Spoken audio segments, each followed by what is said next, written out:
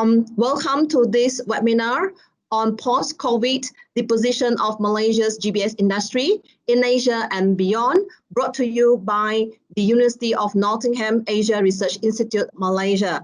My name is Mandy. I'm a member of this institute from Selfie Department, Faculty of Arts and Social Sciences, University of Nottingham, Malaysia campus. I'm very honored to be your chair today. Today's webinar is going to focus on the GBS industry growth in Malaysia and its broader context, as well as we're going to look at what does this growth mean to future graduates and employers. The format of this webinar will be in the form of panel discussions. As you can see, we have our panelists turning on their camera, showing their faces, and we will introduce them through our moderator later. If you have any questions for our panelists, you may type them in the chat box and we will try to answer your questions as much as possible within this 1.5 hour sessions. Please note that we are recording this session. Therefore, do turn off your camera and remain muted if you are not presenting.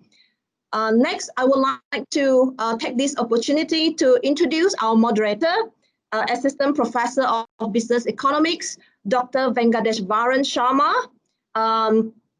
who is the member of Asia Research Institute. He's also the undergraduate program director from the business school. Previously, Dr. Venga was also one of the GBS academic mentors, having mentored a couple of students, worked closely with the GBS industry partners, such as BASF and IBM. Welcome, Venga, and welcome, everyone. Once again, very warm welcome to you and apologize for the delay. Venga, over to you. Thank you very much, Mandy, and thank you very much for that introduction and bringing us all together for what looks to be a very interesting session. So the GBS industry is estimated to be worth about $200 billion globally and about more than $6 billion US in Malaysia. In Malaysia in particular, it has been growing by about 10% per annum for the past 5 years and currently employs more than 250,000 people by an estimate by OM. So what we're going to try and discuss today is the GBS industry's growth in Malaysia and in Asia to a larger extent, and what holds for the industry in the future.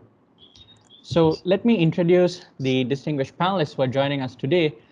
Mr. Justin Anthony, the Executive Director of PIKOM, Mr. Nick Izuddin, the Head of Investment Management from MDEC, Mr. Michael Warren, the CEO of Consulting Board Asia, Dato Munirah Looi, the Founder and CEO of Brandt International, Ms. Sugeeta Bhanoo, the Head of Capabilities for APAC at BAE Systems Applied Intelligence. So let me go straight into the questions. Let me start with Mr. Warren. Mr. Warren, you have been a veteran of the industry, having served, sorry, I'm hearing an echo. Having served in the state agencies, but also in the industry. Could you just walk us through the growth of the industry in Malaysia in particular, but also in Asia over the last 2 decades? Sure. You can hear me, yeah? You're okay, yeah? Okay, I can, yeah. Okay, good, great. Thanks. Thanks, Nottingham University and Mandy and Venga, everybody for organizing this. Very good event. So, you know, let me start off by, working out some terms first. Sometimes the terminologies of what we use in GBS tends to confuse people. Yeah? Let me start off by giving you an example. I live in a condominium in Bangsa. I occasionally wash my car. When I wash my car, I go down to my car park and I wash my car. That is an in-source activity because I'm washing it myself. Sometimes I will go out and say, I need to get somebody else to come and wash my car. When somebody else comes and wash my car, that's an outsourced activity. Sometimes I turn around and say, okay, I don't want to do it in my condominium. I'm going to take it to the car wash in Bangsa, which is down the road. And I take it down to the car wash, and that's a shared service center. You know, simplistically, when we look at outsource, insource, onshore, offshore, shared services versus value-added services. Sometimes when I go to BSC, Bangsa Shopping Center, they will turn to me and they will say, no, I won't do it for $13, which my BSC, my normal Bangsa wash center does. These guys will say $450, $500, because I'll polish your car, I'll vacuum your car, and I'll make it smell like perfume. That is value-added services. So as you move up the value chain from basic shared services to value-added services, all these things are still around. So the question is, how did all this start? And you take the same thing and you go back to finance. This started in finance. People can do in-house finance. You can do outsourced finance. You can do shared services. So people, for example, in America, sitting in one organization could turn around and say, I will outsource it to people within my own organization. That is known as a captive center.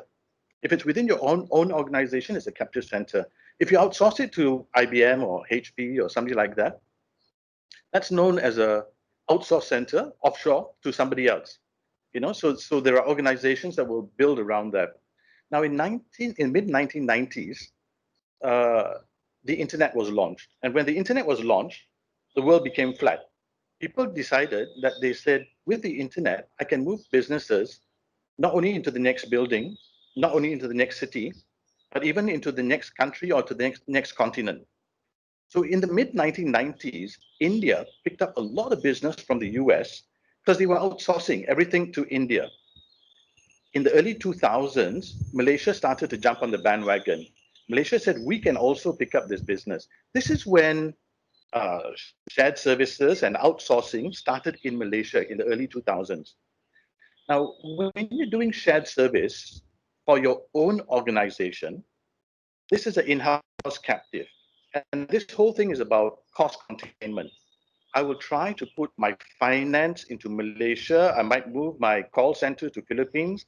I might move my tech to India.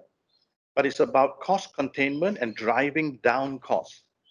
In Malaysia, we were doing this from 2000. And in the mid-2000s, 2010, 2011, 2012, we started running out of the ability to drive down costs. It was how far can you keep on driving down costs?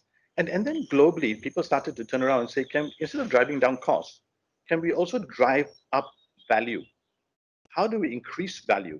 And this is where the whole concept of GBS, Global Business Services, started to come around.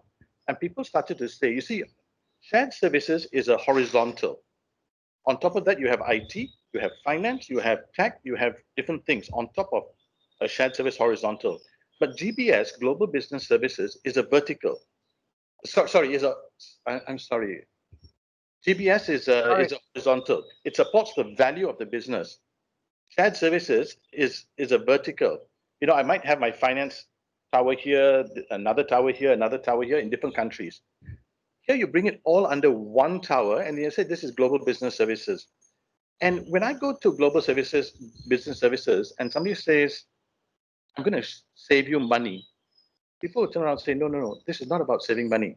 This is about growing your business, adding value to the business. Going back to the car park, to the car wash. It's not about just washing my car. It's about putting the vacuum and the polish and the service and growing my business. This is where we're at. So this started in Malaysia in 2011, 2012. I was just speaking to Sugeeta just now, BAE, when they came into Malaysia, 2012 when they came in. I mean, they were trying to consolidate operations around the world, not so much for cost containment, but to drive up business. And this is where we've come from. So this is the state of where we are in Malaysia. It's grown tremendously. So I will stop, at this stage and pass it back to Venga. Maybe you can take it from there. Thank you very much, Mr. Warren. That was a very good analogy, and I think that clearly kind of puts things into perspective.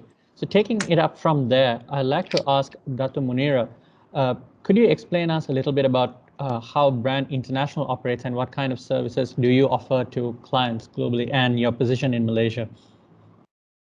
Right. Can you hear me? Yeah. Am I unmute? Yeah. Okay, good.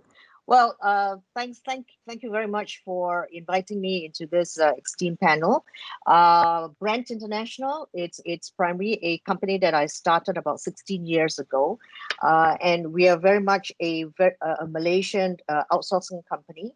And what we do is we actually offer both front and back office services, primarily in the areas of customer management, HR, IT help desk, and support activities. Yeah. So obviously, as what Michael has also mentioned, we have also evolved as a contact center operations, and we have now moved into the digital and AI enabled service provider, where we can kind of offer our clients digital tools around omni-channel capabilities, work from home, monitoring tools, AI chatbots, voice bots, RPA, and sentiment analysis as part of our service offerings to actually help clients to manage their customer experience more effectively, considering now today the market and the customer demands are generally more sophisticated compared to yesteryears itself. So that's really primarily where our key focus is in the customer management space. Currently, we serve markets in Singapore, besides Malaysia, obviously, is Singapore, Hong Kong, and China. And we now have about close to 1,000 workforce supporting the whole customer interaction business. Thank you, Dr. Munirah. Now I would like to ask, thanks, Ms. Sugeeta Bhanoo, could you tell us a little bit about BAE's operations in Malaysia with the GBS industry, and what kind of support do you offer? Do you offer support to your internal customers, or is it an external facing? Yeah, thank you. All right, thanks, Venga. Thanks for having me today. So BAE System is, as you know, one of the largest defense contractors across the world, and Applied Intelligence is the cybersecurity arm of BAE Systems. Now, in the KL Delivery Center, what we primarily do is we offer engineering, DevOps, cyber operations, and shared services to both external and internal customers. And most of our customers are actually governments, government agencies, and financial services clients across the world. So we've got a 24-hour follow the sun model that we apply here, particularly to support our customers outside of the APAC region. And while I can't really go into the details of what we do because of the sensitivity of the clients that we work with, exactly as what Michael was saying earlier, we've moved up the value chain since we opened up here, and we're not only grown in size but also in the type of services that we offer. And I think what we have successfully done in KL, especially in the KL Delivery Center, is we've provided an avenue not only to provide services internally, but also to use us as a hub for international sales. Thank you, Ms. Sugeeta Bhanoo.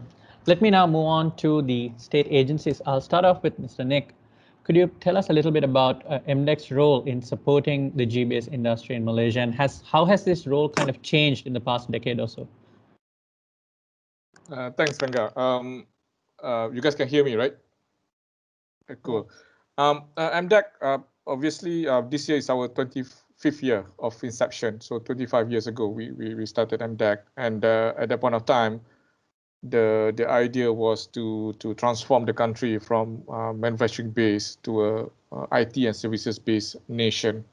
And of course, during that point of time, we were talking about software development as one of the core I would say objective at that point of time, right? And as we go along, referring back to what Michael mentioned, right? As we develop more solution, we promote companies to develop more solution. So the next question is, who's going to use it, right? And obviously the corporates and also the citizens will be the ones who's using it, right? And then across the board, across the years, right? And then in 2003, where we started and we managed to get the government consent or approval that to position Malaysia as a GPS location, one of the main GPS location, not only in Asia but also across the world, right? And from promoting development of solution or IT, it became promoting the services of IT, because GBS is ICT enabled services. It comes together, and without IT, you cannot deliver the services, right? So it has to go that way. And we started the initiative in 2003, position Malaysia as strong as we can. And one of the recognition that we have, obviously most of us know, is that the ranking that we have with Ethically and various other ranking that shows that Malaysia is a favorable location, right? And this was 15 years ago, if I may, right? And now as we go along, the industry also have evolved, and from the development side becoming a services side, right? Now the question is how we can improve the services, using the new technologies that we have right now, IoT, blockchain, data analytics, cloud, how to make it better, right? Because it has to go along the way. Coming back to what I mentioned, right? Technology and services. If it's services alone without technology, it's not GBS. If technology alone without services, it's not GBS as well. So it comes together. So the role right now is that how to make sure that we go aligned together from the technology perspective, and therefore we have various of initiatives across the board in promoting and getting more and more companies to be aligned with this direction per se.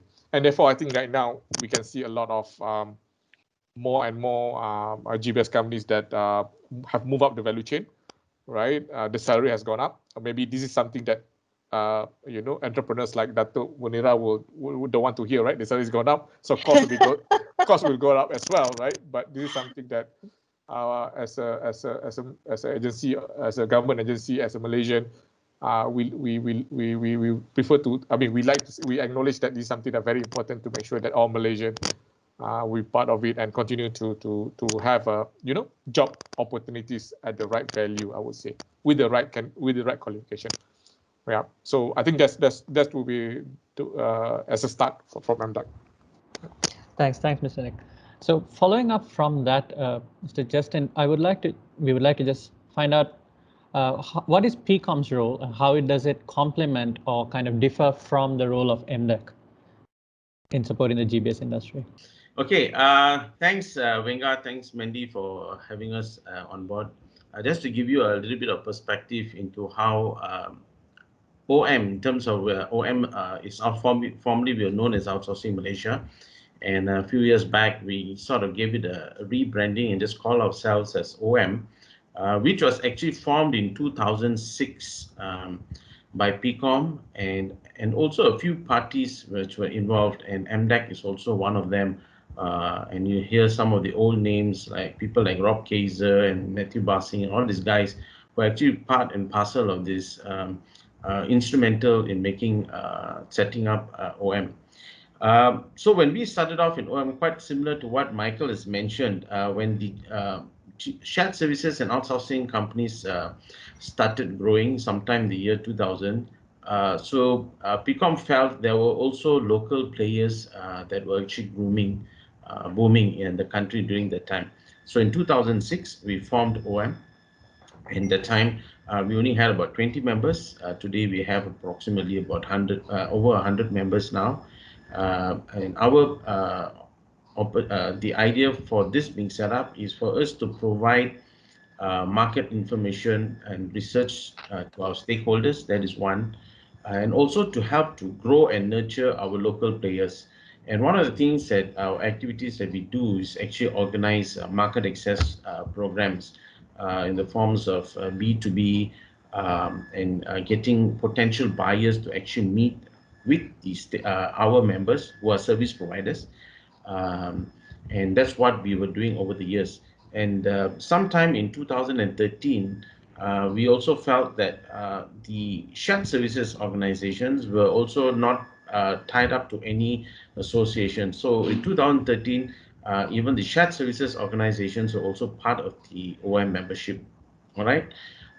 So we also mobilize and engage our members and partners to collaborate and participate in industry activities. to stimulate demand, build sustainable supply of skills, contribute to the growth and transformation of the economy. This is done particularly via workshops, webinars, and in particular, we conduct our own flagship events like the Smart Sourcing Summit, and we worked very closely with MDEC in 2010, where we were heavily involved with the Economic Transformation Program, where our role together with MDEC was to grow and nurture our local players to take their business globally as well. So there were many activities that we actually complement with each other with the role with MDEC, all right? And we are also a license point between industry members, local, provincial, and national government, where we lobby for policy alignment and other support for development of the sector. Now, one of the things that we are seeing now is that with COVID-19, which is happening, so we have been licensing together with MDEC and also with MITI, trying to address some of the issues that we have or the members have, which we address. And it's also good to know that the services industry has also been, the GBS industry has also been included as part of the essential services in the latest announcement. Yeah, so that's what we do in a nutshell. Thanks very much, Mr. Justin. So as we go along, I'm going to ask the next few questions about Malaysia's GBS's position in Malaysia and in Asia in general. As we go along, for participants who have any questions, you may type this out in the chat and I will take this as we go along. So I would now like to focus on GBS's position in Malaysia and Asia. In fact, Malaysia has been consistently ranked in the top 3, in the 3rd position, in particular for the past 15 years by A.T. Kearney, as Mr. Nick was pointing out. And the top 3 countries are China, India, and Malaysia, so it's all Asia. So let me start with Mr. Warren. What's Malaysia's attractiveness as part of your organization? Some of the things that you do is consult for potential clients to invest in countries like Malaysia. So what do you kind of see as a selling point? So I think in 2012, when I came back from overseas, I'm a Malaysian here, but in 2012, I came back to join MDEC and government bodies and all that. And I went around, I was chatting to quite a lot of CEOs, heads of organizations who were running shared services and GBS and all that in Malaysia. And I was a bit surprised. There were quite a lot of companies here that were operating and very notable big name companies. So I went to them to say, hey, why Malaysia? You know, it's like, you could have put it in India. You could have put it in Philippines. Why? What is so special about Malaysia that you guys want to put it here? You know, is it government? Is it infrastructure? Is it this tax break stuff? And overwhelmingly, they came back and they said, you know, it's really about the people. The people you have here, the talent you have here is quite unique. You know, because Malaysia sits in the middle of China and India. You know, and in Asia, when you talk about the growing part of the world, it's Asia. You know, and in between China and India, you have this place called Malaysia, where you got Chinese and Indians, and you got people here who understand and can speak the language, and you got Malays who can speak Indonesian, and you can, most of us, all of us speak English. So it's not only speaking the language, but it's understanding the cultures. You know, I used to run organizations in the past where I was running a big project, a huge project, integrating SWIFT, the banking system, into China. And I took a whole bunch of developers from India who were the best in the world, and I put them into Hong Kong. And we were building this major system in China. And after a week, I came back, the Chinese and the Indian guys were fighting with each other, going to kill each other. You know, it's not about speaking the same language, English. It's about the culture of understanding. And in Malaysia, we do appreciate culture. And a lot of the CEOs that I met, they said, we love Malaysia because of the people. You know, your unique differentiator is the talent you have, you know, and we cannot lose the talent. You know, that's why I've got this huge affiliation with universities and academia, you know, because you guys produce the talent, and which we need to make Malaysia attractive.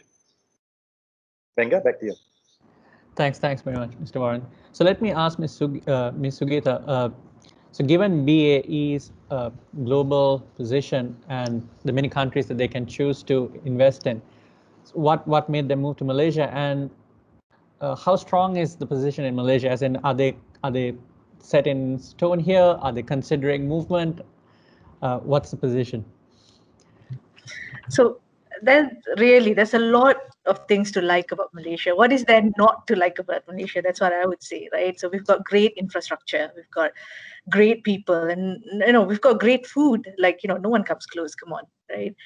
But I think aligned with what has been said before, right? If I were to really point out one aspect, then it's our diversity, right? Exactly as what Michael has said, it's our diversity, and we are really easy people to work with culturally. Yeah, we are, we've got a good mix of talents here in Malaysia, and our, and that's really our strength.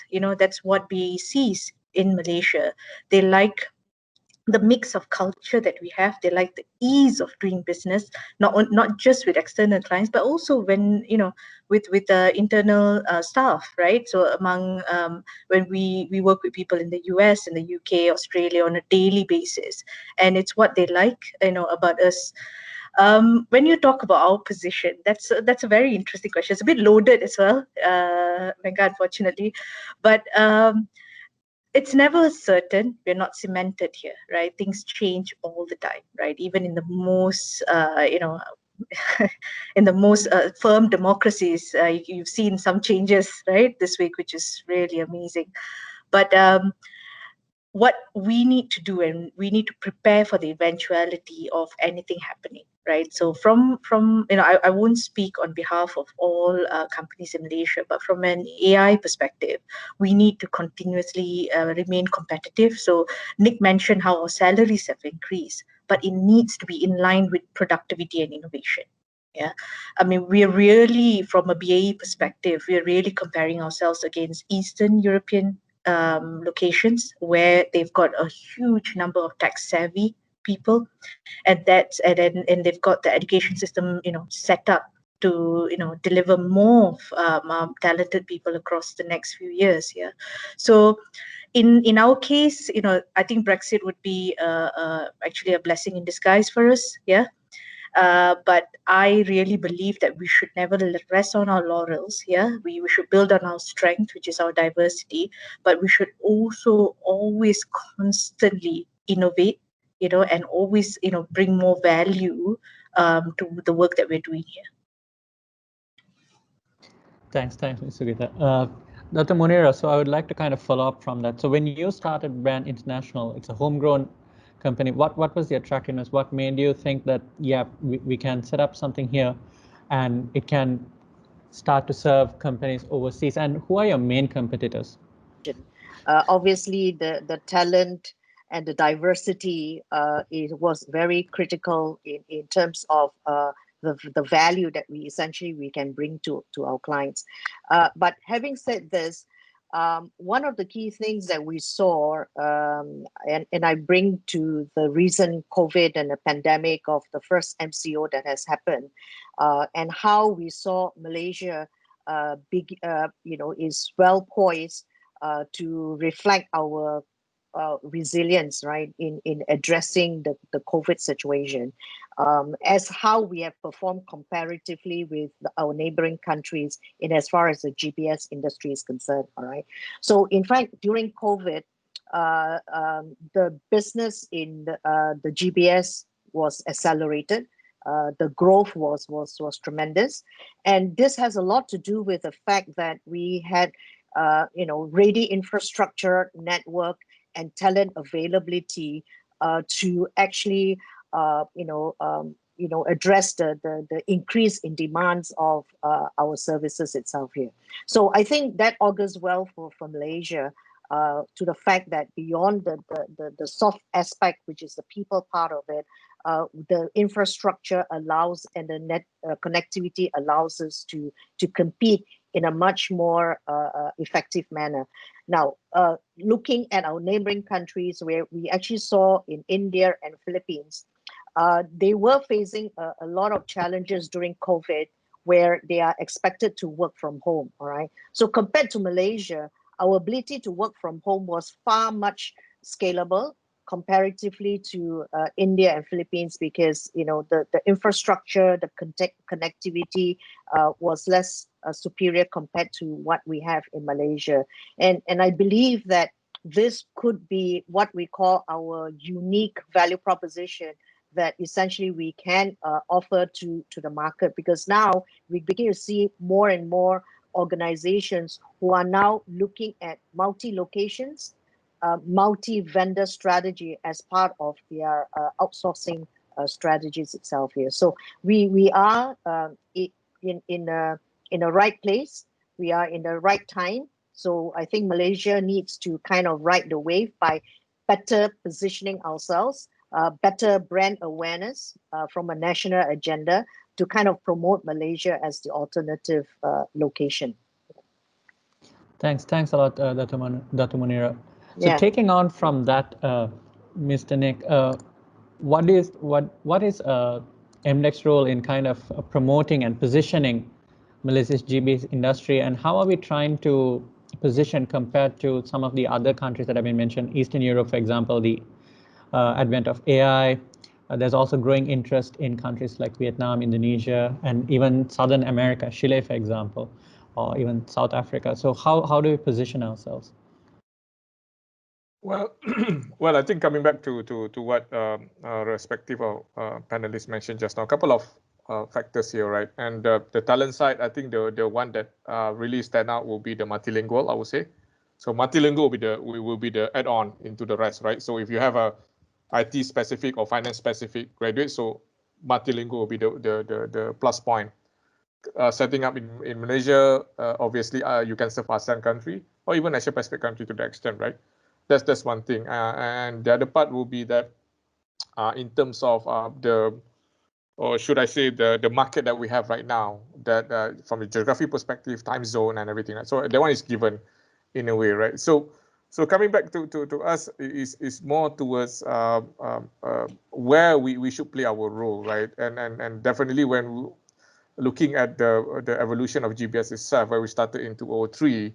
We are 15 years down the road, and we are kind of mature in a way, right? Where we are no longer labor intensive per se. We are not looking totally about numbers of people. We are not totally looking into creating. Of course, we want as many jobs as we want to, but we cannot be relying of as many jobs with lower pay, right? Coming back to what I mentioned just now with the pay, so you have to be balanced, right?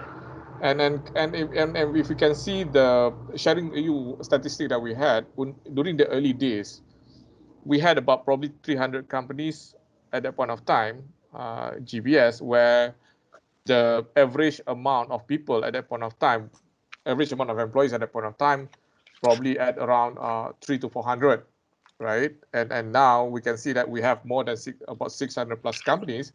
The average is, slightly lesser. So more companies, lesser, slightly smaller outfit, but with higher value work being done, right? So this is where we are as a location with competitive costs. It's not the cheapest; it's competitive cost. We are right in the middle, I would say, with the capability of languages, and also with the capability in terms of technology ecosystem that we have from the angle of education, right? Education per se in terms of the work that have been done by you guys, right? The students themselves, right? So a lot of things from that angle as well. So those are the three things I would say. And MDEC, as much as we know that GBS is always creating jobs, but what kind of jobs that we want to make sure that it's being created, right? And obviously when it comes to, even we'll take into finance, right? It's not longer brick and mortar finance per se. Finance people needs to be educated, needs to be technology savvy as well. How they need to be to be aware about how to implement finance through RPA, how to develop the process that can be run by RPA, for example. So these are the things that we have to make sure that technology being implemented and being embedded through all these skill sets that are available. I think coming back to Dato Munirah, if you were to agree with me, even the customer experience, right? We need the employees need to be aware of how to manage chatbots, right? So yes. So in a way that before this, maybe they are the one who's handling calls. Now the chatbots are handling calls. They will manage the chatbots, right? So these kind of things that we're looking at right now. And for us, it's about technology per se. We want GBS to continue to embrace technology. Thanks very much, Mr. Nick. So before I move on to Mr. Justin with my next question, Mr. Michael and Ms. Sugi, do you have anything to add to what Dr. Munirah and Mr. Nick were talking about, the capabilities, the infrastructure, and the shift in the value chain? I think on my side, the infrastructure is important. So I think the COVID pandemic was, in a way, very good for GBS because it caused a lot of people to work from home. In fact, our former Minister of KKMM, Gobin, when he came into power, one of the first things he said was, let's double the speed and half the cost. And that was a very simple statement, but that was hugely effective because it really got people to have much faster access, and the cost was much more affordable. And that was fantastic because it got everybody ready to start working from home or all that. So the fact that it's nice to have a theoretical thought about working from home, but COVID became the burning bridge, I think. It became the burning bridge that forced everybody to say, get out of your office, go back home. And it really put us in a position to say, is this really working for us? And I think many of the GBS organizations in Malaysia, the shared service organizations in Malaysia, continue to operate. And that was fantastic because it really sent out a very powerful message that not only do we have the people, but we have the infrastructure that can support this as well. So it's really good, I think. Thanks, Mr. Warren. Sugeeta? Yeah, Venga, I think there's nothing more I can really add on to that. It's been said. I think the infrastructure you can't see, right? So one of the, I know behind me, right behind me is the KL Twin Towers, yeah, and that is a symbol of how connected we are. This office is right in the center of town, and it's so easy for us to get in and out. And this is something that, and for the price that we're paying for such a premium office space in Malaysia, it's uncomparable when it comes to real estate. So the infrastructure, the from the internet infrastructure, which we've already spoken about, right? All of this are factors that are going to keep us here, yeah. And I think exactly what with Dato Munirah has mentioned this as well, right? When this whole lockdown happened, it really put our whole infrastructure on a test, and we passed that flying colors. Yeah. I think if I may add please. on to what has been shared, it's interesting to see that the AT Kearney survey has actually added an additional component to actually reflect, the preferred destination, which is around the digital resonance. And I believe that, Malaysia has a head start comparatively to the other emerging countries that we saw. Our country readiness for digital economy in terms of workforce, the legal aspect, the cybersecurity, and there's a lot of corporate investments in startups around digital innovations and outputs. I think these initiatives, which is essentially currently championed by MDEC, it's very, very exciting. It's very good because it then sets us ahead of other emerging markets like what you've mentioned, the Vietnam, the Cambodia, and all that, right? So if you just compete against, the people aspect of it and talents, well, perhaps, we do have a lot of work that needs to be done, having even said that talent is our key differentiator. But the very fact that we have that high level of digital resonance and a lot of initiatives around this will certainly set us apart, to actually move into the digital economy around, Internet of Things integrating into big data, the soft development services, as well as the high value contact center services that we kind of offer to the market. Yeah. Thanks, Ms. Sugeeta and Dato Munirah. So as we go along, panelists, if you want to kind of chime in at any point, please feel free to. For those who are attending, if you have anything to add, please type it into the chat box and I will read it out for our panelists. So moving on to Mr. Justin, you mentioned that OM's role has been to try and foster domestic companies to create a GBS industry in Malaysia through fostering local organizations. So it's slightly different, so you don't have the same pitch going into telling people here to invest in the GBS industry. So how do you kind of tell them that this is the emerging industry or one of the emerging industries to focus on? Well, we actually work hand in hand. No, we receive many inquiries in terms of companies wanting to start businesses here in Malaysia. All right. And we have companies like PwC, EY, and some of these professional companies who actually come to us, reach out to us, talking to us about, there are some companies who want to actually set up in Malaysia.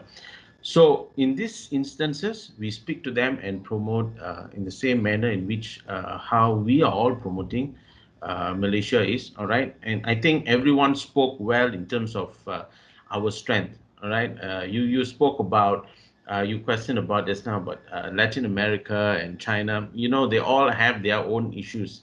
Latin America has their own drug cartel there, and you don't know how the services are actually being run over there, right? And then China is predominantly a domestic business, but here in Malaysia, we have we are multilingual. Our infrastructure is perfect. My call with you now is just purely on my mobile data. I'm not using Unify because I rely more on my mobile data, and it's clear, it's super. All right. So yes, we do promote. We work with companies who are interested to join in, and of course, we do refer them to MDEC to get them on board, and also the relevant agencies. And as far as our local players are concerned, two angles that we talk about is one is for them to actually to scale up. All right, one is for them to scale up, but I think that they need to do that, and two, also to collaborate, because this current COVID-19 has caused a lot of disruption, and trying to do things on your own, the only way for you to do is try and collaborate with potential partners, and that's the kind of inquiries that we get, and that's how we try and work with some of our members to do that. Yeah. Thanks, Izuddin. So there's been a lot mentioned about COVID and how it has affected the GBS industry. So let me ask the industry panelists. So let me start with Dato Munirah this time. How has COVID-19 kind of affected Brandt International? Has it been an opportunity? Has it been sort of a threat to the business? Well, certainly last year, the COVID was actually an opportunity for us. We saw, in fact, last year, our record year in terms of revenue as well as bottom line. And we grew our business by 150%. And in terms of its revenue, and our headcounts has also increased. So it actually shows that the GBS industry, or primary how we operate, is in the contact center space and the back office work, thrived in situations like this, because it is in times like this where outsourcing becomes the top of mind for a lot of people. Primarily to drive cost efficiency, as well as also to reach out to the speed to market, in terms of moving from the traditional offline channel of doing business to the online channel of doing business. So it has been a very, very rewarding year for us in terms of onboarding new clients, in terms of expansion, growth. So it has been very meaningful, and obviously this could not have happened if we had not embarked on our digital transformation initiative 2 years back. So as a result of the digital transformation of how we wanted to move away from on-premise solutions to cloud-based solutions, how we went into automating all our core processes, and investing in robotics, process automation, as well as enhancing our contact center client interface technology to move away from just voice channel to the non-voice channel, around doing voice bots, chat bots, are some of the key success factors that has led us and allowed us to scale even in times of pandemic. So I think we've been fortunate, to have actually embarked on this transformation, in preparation for this adversities. Thanks, Dato Munirah.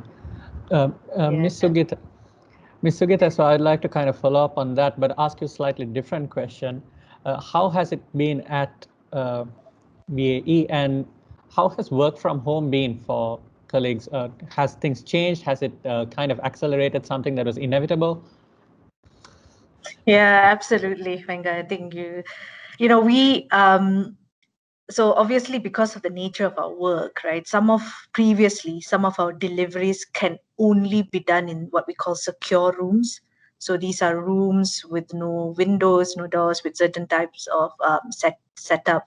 But through evolving and through negotiations with some of our customers, we can now deliver it from home. Yeah, although I wouldn't say all of our services can be delivered from home. At least I would say up to 90-95% of them are being delivered from home securely. Yeah, it's definitely changed us, and I'm pretty sure it's accelerated the digital transformation of many other firms, yeah, in a very positive way. Now, for AI itself, for BAE, we've permanently adopted a hybrid mode of working now. So all of us are now no more office-based workers.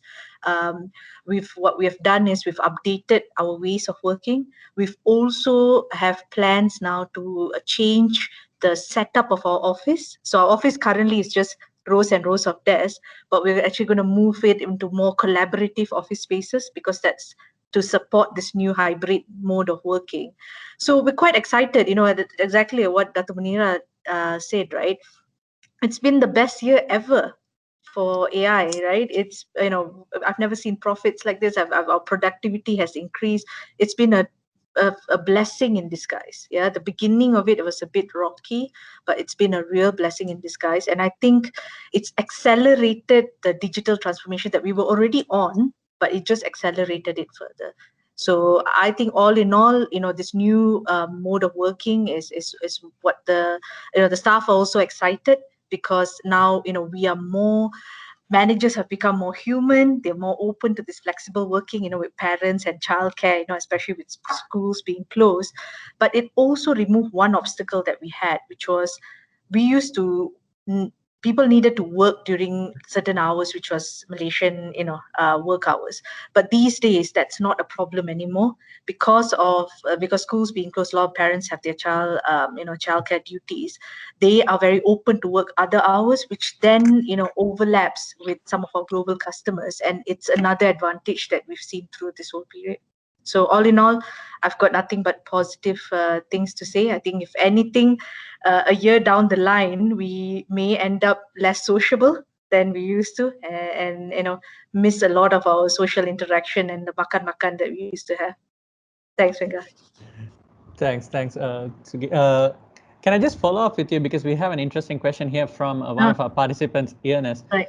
And he says, all right, so this is all great for the GBS firms. Of course, we can see that the profits possibly increase, but what about the impact on staff? Have they been happy with this?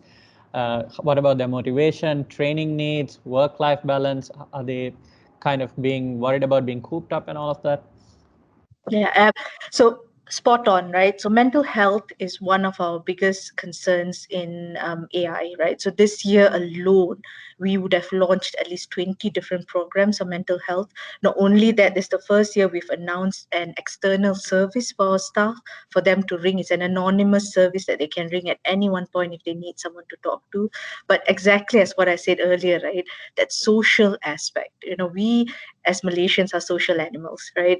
And not to have that kind of interaction, yes, there is a long-term effect on it, which is why, although we've gone into this hybrid mode of working, that collaborative work office spaces is really important. So we're rejigging our offices so that teams can come back and meet each other, not every day, but once in a while, so that they still have that connection. But I think, unfortunately, this is the way it is for at least another year or maybe more. Who knows, right? And we are watching it very, very closely, and the systems and some of the support systems that we've put in place are helping out staff that are struggling through this period. Yeah, so we are very well aware. And as much as we have as much virtual interaction as possible, we had to come up with some creative ideas of how to support staff that may not be doing as well as the remainder of them here. Thanks. Mr. Michael Warren, so let me just ask you about how things have been at your organization. How has it been at Consulting Board Asia, and how do you view the pandemic? Yeah, so Consulting Board Asia, a lot of our work is around M&A, mergers, acquisitions, about investments, about bringing in businesses from overseas and tying up with locals and all that stuff. I think some of the changes that we've started to see has been focused very much about helping organizations, local organizations, to pivot from what they've been doing in the past to some of the new things that are happening. You know, the whole area of healthcare, My Sejahtera, the vaccination, the tracing of people. Now with the latest vaccination being put in place, there's a lot of global things that are happening about if you're going to travel around the region, you know, how do you travel? Do you need a digital ID? Or, you know, or how does all this work? You know, and for many global organizations, we cannot, as much as we like to say we're operating at home, operating in a country, we are still part of a global workforce. You know, so people will have to fly from country to country and all that stuff. So on our side, we've been doing a fair bit of work with some of the Malaysian government organizations. MOSTI, for example. MOSTI has been heavily involved in working with us around the national digital ID, around the national vaccination program, various other things. And underlying all of that has been a change in technology around the deployment of new technologies like blockchain, for example. I mean, blockchain is not something that a lot of people understand or are very keen on. You know, when we talk about blockchain, people first thing they think Bitcoin and cryptocurrency, but that's not necessarily true. You know, blockchain is an underlying security layer on top of the internet that allows trust to be built around the world. You know, so working with organizations in Malaysia, working with academic institutions, working with universities and so on about reskilling and pivoting from one industry to another industry has been very critical for us. And making sure that we are aligned to what the government is doing to make sure that that ties to the talent that is being produced from the universities. You know, so it is something that right now is very isolated, but we are seeing it on a global basis. So as the world opens up, it will be connected, and we will have to produce students that will reach out globally. You know, so we are tying up not only with Malaysian students, but overseas bodies as well. Right now, we are working very closely with Japan, with universities there. We're working very closely with the US, working very closely with China. China is very big into all this around blockchain and various other technologies around shared services, and reaching out and having alliances with all of them is important. And then making sure that the investments that are coming into the country are aligned to the right parties.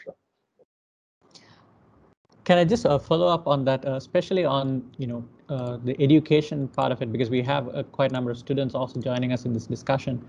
If you were to kind of advise today's students on picking up majors, what do you think will be the next big thing? I mean, there's a lot talked about blockchain, AI. So does everyone kind of go into this, or is there a different formula? Could a finance student, for example, pick up some coding skills but still specialize in finance? What's the GBS industry sort of looking for in the next 5 to 10 years? Yeah, we did some work at UKM, local public university, and I think Mandy was involved directly with us in quite a lot of that stuff about creating GBS curriculum for university students. You know, one of the things that we find is you have finance, you have engineering, you have healthcare. These are all verticals. You know, GBS is horizontal. Somebody who's in finance must understand the global business services environment. Somebody who's in healthcare, somebody who's in engineering, somebody who's in management. It's a horizontal that you need to understand. So if somebody says, "Can I get a degree in GBS?" It doesn't really make too much sense, you know. You know, you wouldn't really get a degree in GBS. You probably would get a degree in finance, and you'll do 1 or 2 papers in GBS to understand where that comes from. And so some of the new technologies that are coming through, like blockchain and all that, Blockchain is also not a vertical. Blockchain is a horizontal. On top of the internet, you would do your domain-specific stuff. University students, you need to have your domain knowledge. And then when you come out and you graduate and you say, I'm a finance student from Nottingham University, I'm a business student from Nottingham University, I've come out, and somebody says, do you understand blockchain? Well, actually, I don't understand blockchain. Then we kind of like scratch our head and say, what the hell? Or I don't understand GBS. These are things that you must understand. Every student must understand before they go out into the marketplace. So. Thanks for that, Mr. Warren. Let me ask you something very different, Mr. Nick here. This is a question from Kingsley. So I'm going to try and paraphrase this and also ask something related to that. I think Kingsley's question is about FDI, GBS related FDI coming into Malaysia. Where are most of these firms from? And has that been changing? Has the kind of investment landscape changed? For the last many years, I would say that most of the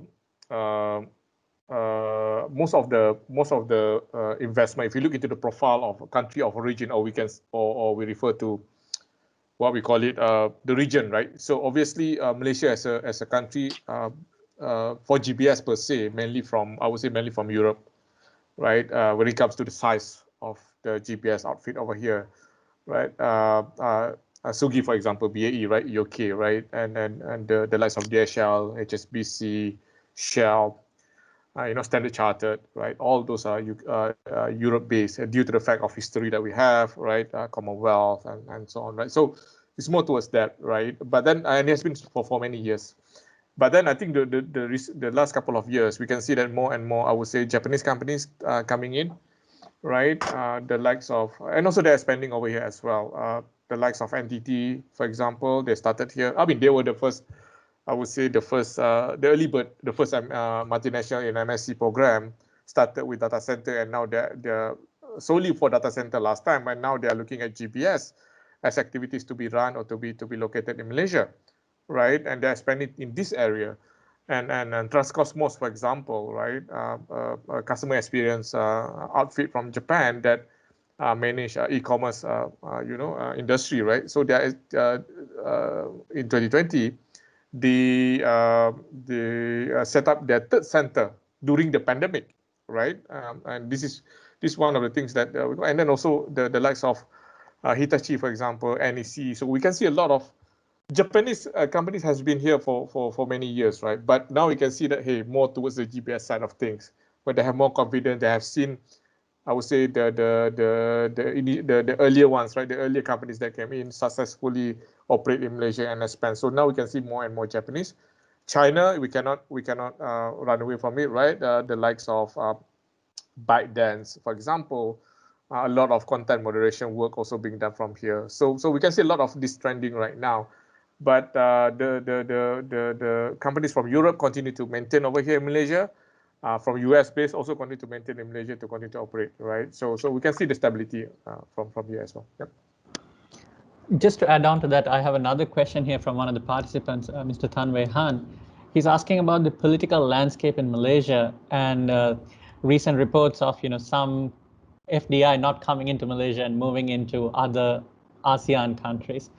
So is there an effect of this on the GBS industry as well, and what needs to happen to kind of to make Malaysia remain attractive for FDI, for European investors, but also some of the Asian investors?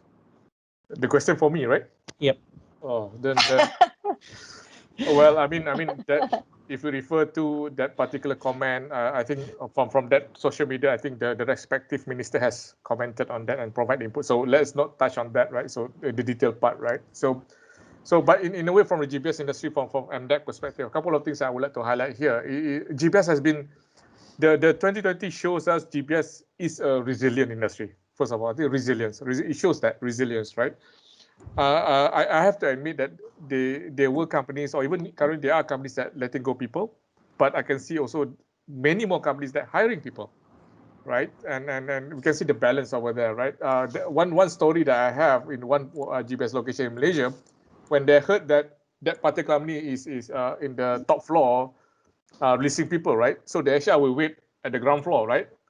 While they're coming down for lunch, right? Before the MCO. So that kind of thing, right? Not pinching in a way, but there are opportunities there, right? For the angle. And then the other part, I think, because of this resilience, government looking at this as one of the industries that really has potential. I think this has come to the next level.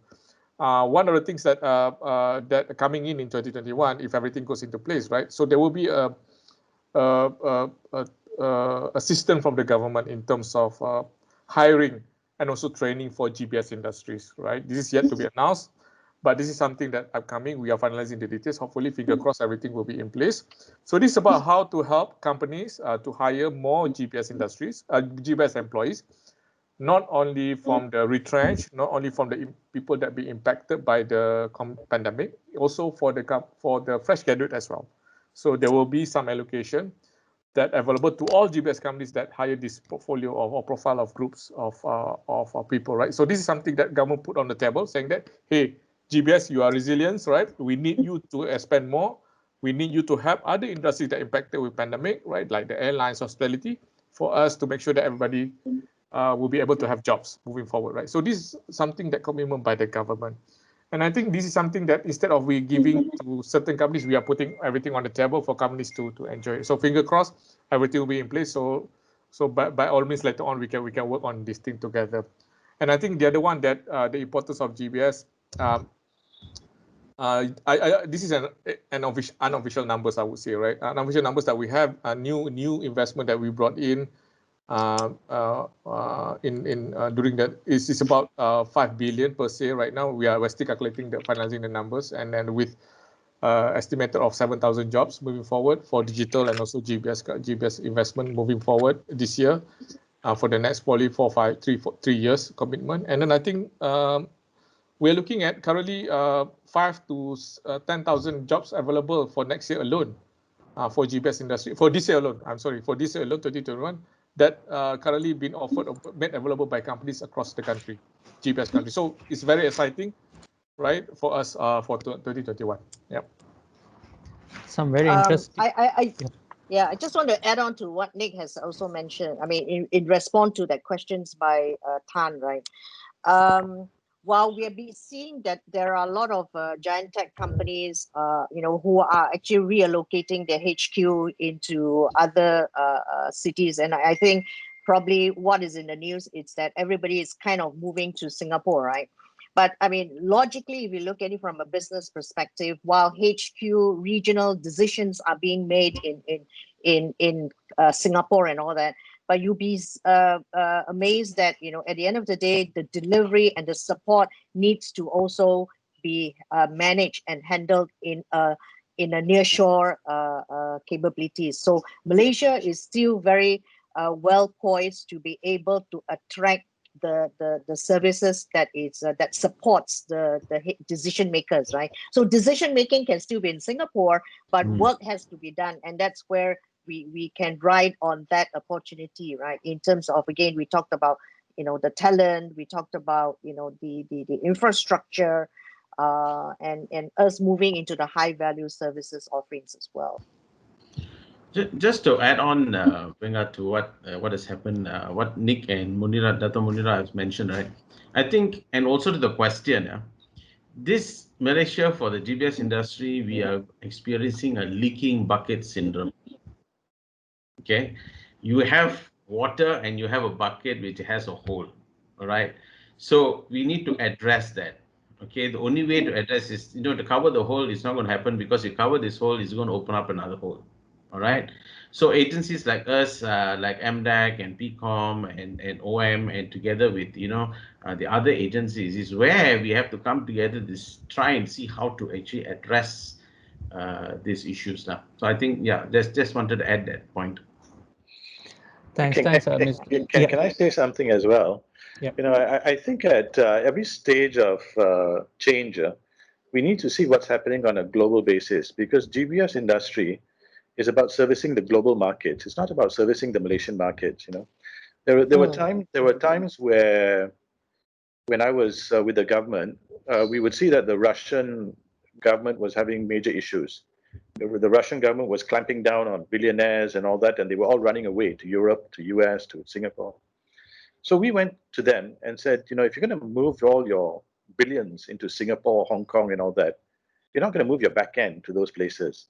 Why don't you move that to Malaysia?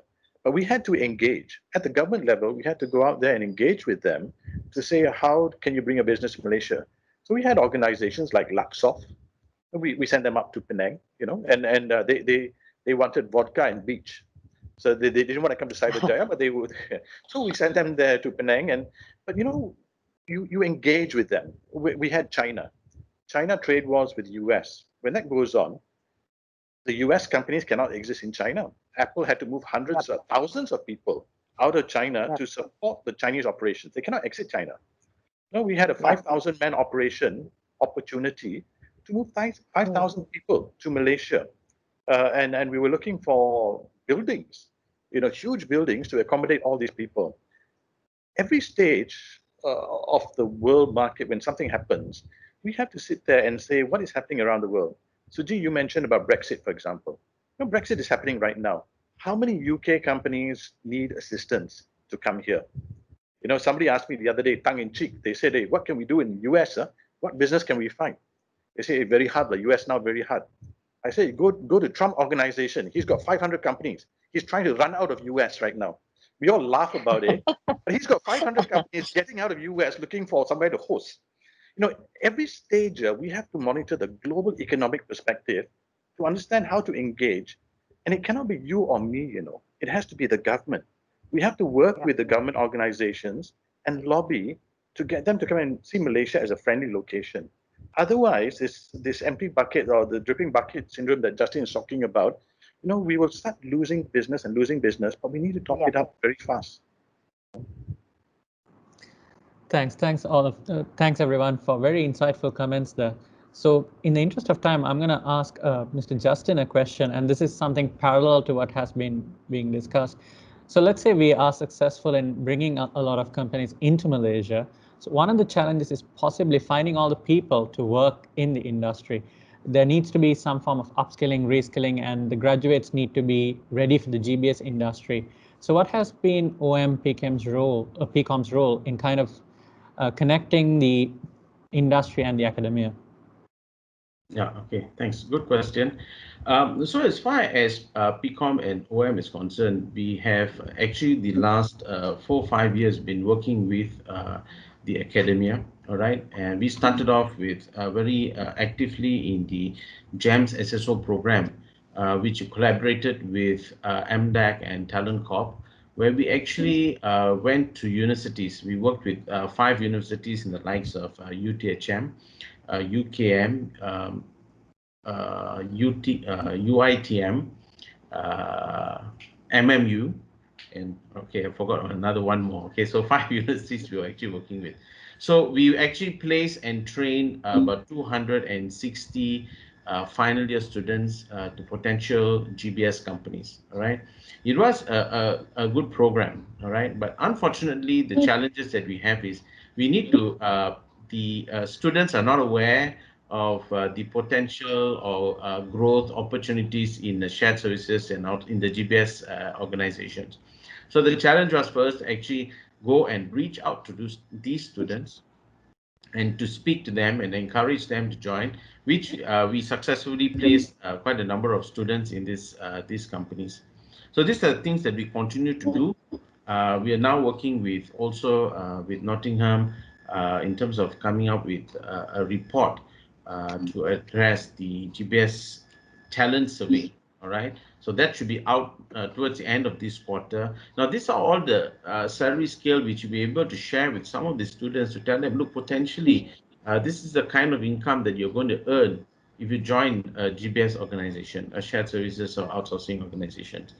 All right, so we continue to collaborate. I think that is very important for us today, together with the academia and also with the support with industry players like agencies like MDEC, Invest Penang, InvestKL.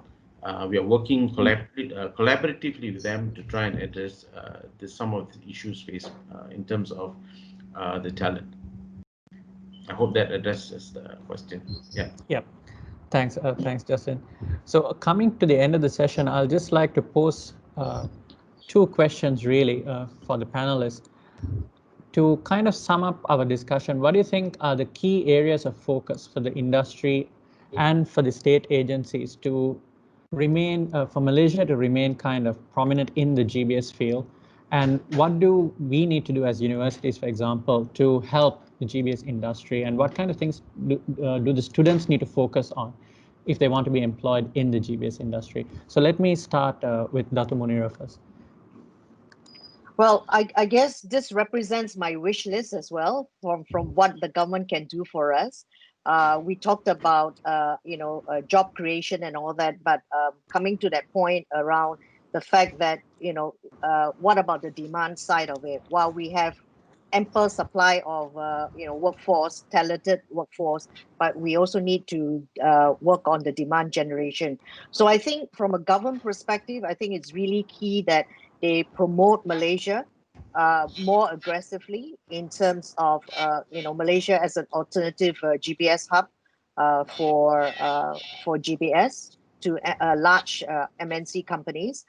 As what Michael said, we need to be very proactive in engaging all this and sensitive to all those companies to try to bring the businesses to Malaysia. All right. So for that, it will create opportunities for outsourcing companies like us, as well as job creation as well. Yeah. So I think that's primarily the wish list from my perspective. And the second key thing, obviously, would be touching on what Justin has mentioned much earlier around, the local BPO companies today are still very fragmented. We are essentially very small. So it is important that we need to build our capabilities to scale, so that we become large global players, so that people can actually look at us and say that we do have the capabilities to perform any job in itself. So I think this requires efforts in the M&A initiatives. We need to pool companies together so that we can kind of scale faster.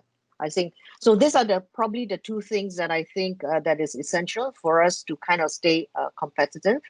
I think from collaborations between the industry and the academia would be really about making sure that we are able to generate not just a workforce, but it has to be ready and capable workforce. And I think the design of the curriculum, the design of the syllabus has to be relevant, and it has to also come with on the job training as well, so that people has a lot of understanding what GBS essentially is all about. Yeah. Thanks, Dato Munirah. Ms. Sugi, would you like to add Thank some? So I think when we, hire new, graduates particularly, let's talk just about graduates, right? I think a lot of them come with the right technical skills. Yeah. Where we struggle, and especially as a global company like AI, right? We need them to have the right soft skills, and some of this is really down to the basics of critical thinking, being open. Now we've earned the respect enough, from a lot of our counterparts, that we know what we're talking about technically, but what we don't do enough is challenge. Yeah, we don't take risks enough, we don't challenge enough, and these are the things that these are the skills that is going to differentiate our graduates against all the other graduates that they could hire anywhere else in the world. Yeah, because technical skills now, with how globalized our education is, right? Technical skills you can obtain anywhere from any place, right? So the only thing that's going to differentiate you is going to come down to your soft skills.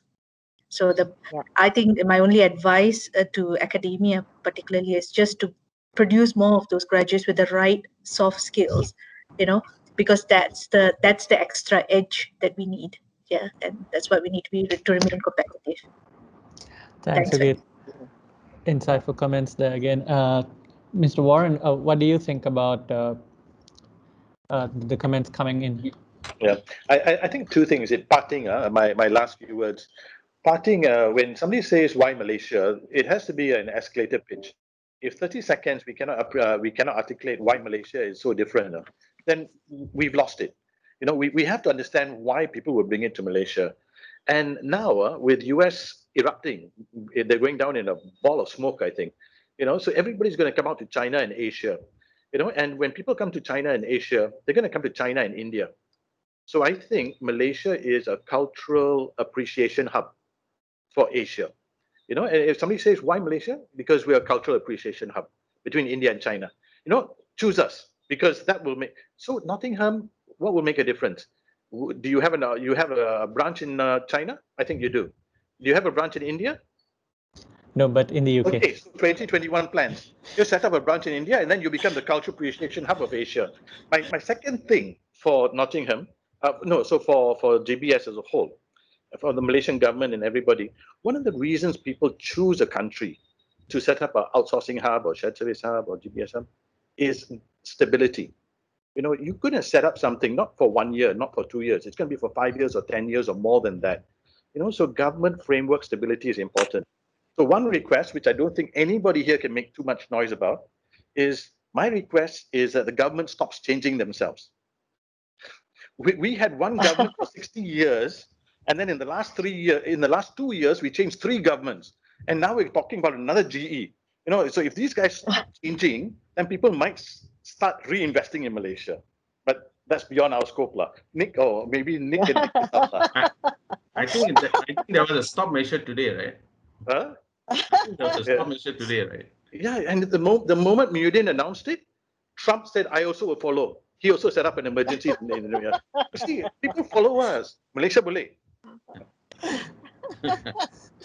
Mr. Nick, would you like to take the conversation from there? I mean, your parting words, and if you would like to comment on what Mr. Warren had just asked. Yeah. Well, I think. Okay, yeah. Go ahead. Go ahead. Is it me or Justin? Sorry. Go ahead, Nick. You go ahead. Oh, Justin, you go ahead. It's you. Sorry, I thought that is me. Go ahead. Oh, okay. All right. So I think, we need to stop having all these changes, and that going back, not only the government, I think in terms of our education system itself, we are going back and forward. The more back and forward we are going, we are more backward we are actually getting into. So anyhow, coming back on the topic of COVID-19, I think what we have seen is leadership has changed, all right? And leadership will need to continue to change, because COVID-19 is not going to stop tomorrow, nor is it going to stop at least until 1st August, all right? So we need to be prepared, okay? The leadership needs to be prepared, because you don't know what the worst is going to come, and are we prepared to actually face that, okay? Because you're going to challenge in terms of financials, you're going to have challenges in terms of sustaining the employees that work with you. So these are things that we need to do. And when it comes to people, those who are working, I think we need to be grateful the fact that we can work from home and spend some time with our family. All right. Sometimes it's nowadays we have meetings and you have suddenly your child walking in and saying, "Daddy, I want to have lunch," or "Mommy, I want to have lunch." So you actually do that. Okay. It's a whole life change. The lifestyle has actually changed. Academia, I think, looking at the current state, how it's happening in terms of education, you need to train your people, the students, to actually be ready to be employed.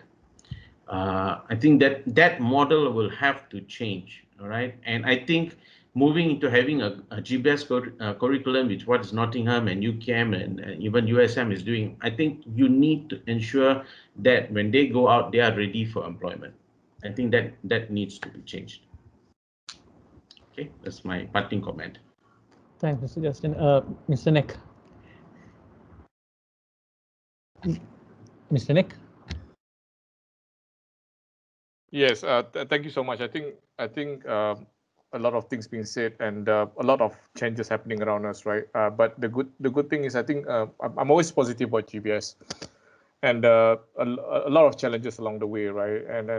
But I think from the angle of COVID-19 pandemic that we're facing right now, you have given us a new hope, right? That we are in the right industry. It's just that we need all the support that we can right? And from the government perspective, from the academia perspective, for the companies themselves, from the stakeholders, partners, and the rest. So we need to work together on this. And for the last 3 months, for the last 6 months, I would say many have been achieved throughout this period, right? In terms of making sure that we have the right ecosystem over here, making sure that the availability of funds or system from the government to make sure that we have the right talent. And of course, I think the last one will be that in terms of the recognition of the government, in terms of, but today, we spoke about just now today, right? With the announcement of the MCO, finally, GBS has been recognized as one of the essential services that can operate during MCO, right? And a lot of work being done behind the scene to make sure that we achieve that, right? So we can see the acknowledgement, we can see the recognition. Now it's about moving forward and moving forward, not only in terms of making sure that we have the right ecosystem, like I mentioned just now, internally in Malaysia, but of course to have the right messaging, like what Michael mentioned. I mean, in terms of what would be the right messaging, what would be the right target market that we should bring in, what kind of sentiment environment that we can take on right now. And coming back to what Michael said just now, also that I think the other was that cultural appreciation, right? Then the other one will be Malaysia truly Asia, right? Is the same like the one that we have been promoting from the tourism. So it's up to us now, right? It's up to us to make sure that this will happen, right? So I'm very excited. And you know that with Nottingham University, I can remember probably 4 or 5 years ago, I was, were there a couple of times. I met up with students, right? Tried to remind myself that I was still young at that point of time, together with them, right? And promoting GBS for them to always consider GBS as a career of choice. For the audience today, students, please consider GBS as a career of choice. This is the industry. This is the resilient industry. Is gonna be hopefully gonna be here in Malaysia for a long time, right? So make the right choice, right? Thank you. Thank you, everyone. And we do apologize again for the delayed start, but I think it was a very fruitful discussion. I learned a lot, and I hope some of our attendees did too. So with thanking everyone, I'd like to hand over to Mandy to kind of wrap up the session. All right. Thank you, Venga. Thank you, for the excellent moderations. And of course, thank you to all our industry partners. So we have worked closely together over the past many years, I would say. Yeah, in particular, I think with Nick, Michael, Dato Munirah, as well as Justin. And I've just recently connected to Sugi. So we hope, we can establish and prolong this relationship, with a more fruitful collaboration in the future for the students as well as for the industry, right? And it's indeed a very good news, as mentioned by Anthony in the chat box, that tech and business services has just been recognized as an essential service.